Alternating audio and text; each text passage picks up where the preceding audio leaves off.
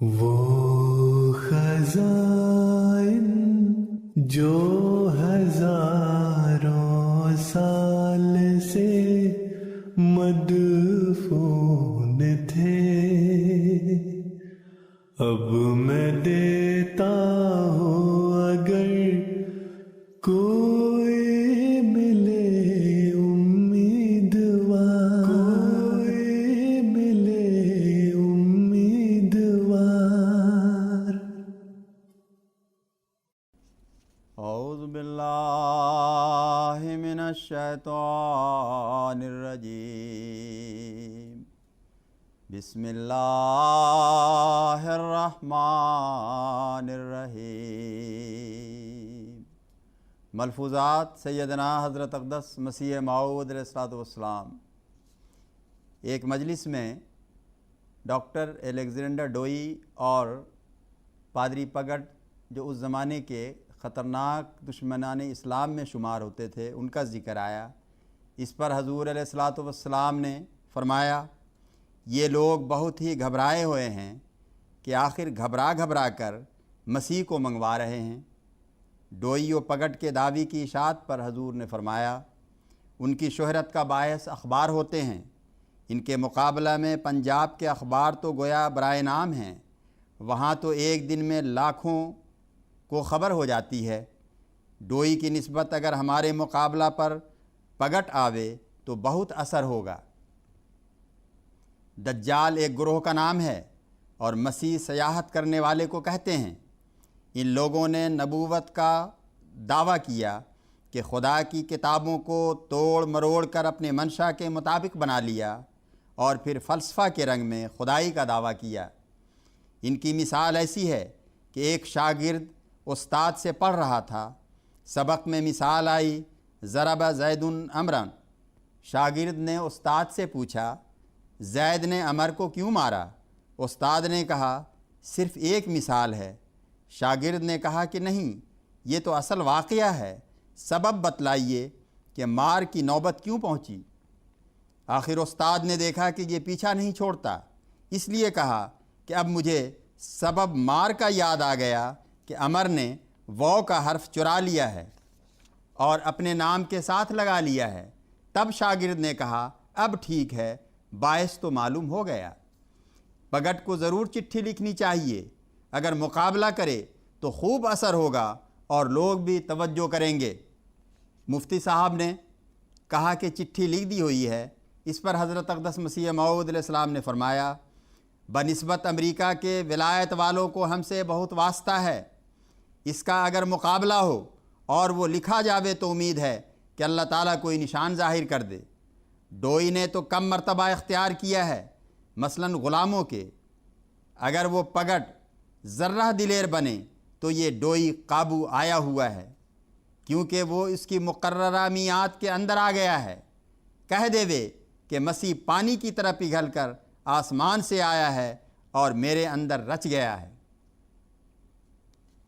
حدیث شریف میں آیا ہے کہ دجال کے متعلق جب سوال ہوا کہ وہ کیا ایسے اعلیٰ درجہ والا ہوگا کہ چاند سورج سب پر اختیار پاوے گا اور مردہ زندہ کرے گا، تو آپ صلی اللہ علیہ وسلم نے فرمایا کہ یہ جھوٹ ہے، اسے رتی بھر اختیار نہ ہوگا، صرف مکر اور ہیلا ہی ہوگا۔ ڈوئی نے ایک بات عجیب کی ہے کہ معجزات مسیح کی مٹی پلید کر دی۔ سلب امراض کے معجزہ ہی مسیح کی نسبت ان کے ہاتھ میں تھے۔ ویسے ہی ڈوئی بھی کرتا ہے، اور جب کوئی اعتراض کرے کہ تمہاری لڑکی اچھی نہ ہوئی تو جواب دیتا ہے کہ مسیح سے بھی فلاں مریض اچھا نہ ہوا۔ کیسے منحوس معجزے تھے کہ جو شخص ان کے نزدیک کافر ہے وہ بھی وہ معجزے دکھلا سکتا ہے، حالانکہ موسیٰ کی طرح نہ اس نے سوٹے کا سانپ بنایا اور نہ کچھ اور۔ بس یہی استدلال کافی ہے کہ زہ خدائی ایک کافر نے بھی وہ بات کر کے دکھا دی۔ سلب امراض کوئی شے نہیں ہے، یہودی بھی کر سکتے ہیں، اور فاسق فاجر جو خدا کی راہ سے غافل ہیں وہ بھی کر سکتا ہے۔ ڈوئی سے پوچھا جاوے کہ مسیح کے معجزات تو وہی ہیں جو تو کر رہا ہے اور تو ان لوگوں کے نزدیک کافر ہے، اب بتلا کہ مسیح کے وہ معجزات کون سے ہیں جو اس کی خدائی پر دلیل ہیں۔ حضرت صلی اللہ علیہ وسلم کے زمانہ میں ایرانی لوگ مشرک تھے، اور قیصر روم جو کہ عیسائی تھا دراصل موحد تھا اور مسیح کو ابن اللہ نہیں مانتا تھا، اور جب اس کے سامنے مسیح کا وہ ذکر جو قرآن میں درج ہے پیش کیا گیا تو اس نے کہا کہ میرے نزدیک مسیح کا درجہ اس سے ذرہ بھی زیادہ نہیں جو قرآن نے بتلایا ہے۔ حدیث میں بھی اس کی گواہی بخاری میں موجود ہے کہ میں گواہی دیتا ہوں کہ یہ وہی کلام ہے جو کہ توریت میں ہے، اور اس کی حیثیت نبوت سے بڑھ کر نہیں۔ اسی پر یہ آیت نازل ہوئی کہ الف لام میم غلبت الروم فی ادنی الارض وہم من بعد غلبہم سیغلبون فی بضع سنین للہ الامر من قبل ومن بعد ویومئذ یفرح المؤمنون۔ سورہ روم آیت 2-5۔ یعنی روم اپنے مغلوب ہو گیا ہے، مگر تھوڑے عرصہ میں 9 سال میں پھر غالب ہوگا۔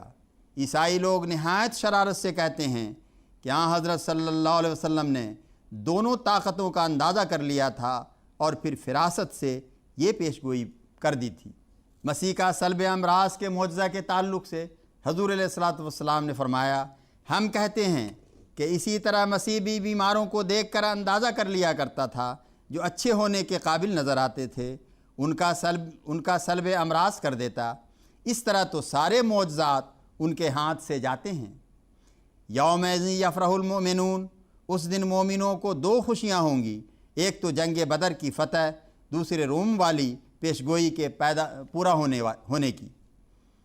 جنتر منتر بھی صلب امراض ہی ہے، مگر بڑا خبیث کام ہے، اس لیے اسلام میں اس کی بجائے خدا پر توقع رکھا گیا ہے، اور صرف روحانی امراض کے لیے صلب رکھا گیا ہے، جیسے قد افلح من زکاہا۔ حضرت مسیح تو روحانی امراض کا صلب نہ کر سکے، اس لیے گالیاں دیتے چلے گئے، اور حضرت صلی اللہ علیہ وسلم کے صلب امراض کا نمونہ صحابہ رضوان اللہ علیہم ہیں۔ اللہم صلی علی محمد وآل محمد وبارک وسلم انک حمید مجید۔